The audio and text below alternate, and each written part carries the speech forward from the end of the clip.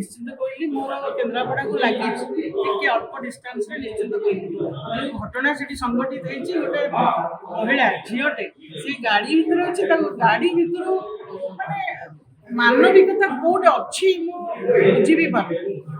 जदि आमर law and order situation ठीक था जदि भय था लोकंर सरकार को पुलिस भय था ऑर्डर प्रति भय था एभली अवस्था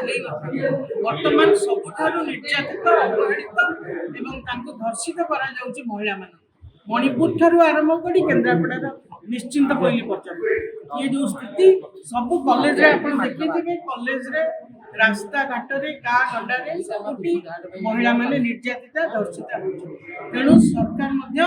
ए दिगरे पदक्षेप नियंतु पुलिस प्रशासन को आहरी सतर्क करांतु एक्टिवेट करांतु एबे आम एसपी सहित भी आलोचना करते गोटे प्रतिनिधि मंडल कांग्रेस आम सब बेले महिला सांगे अच्छे से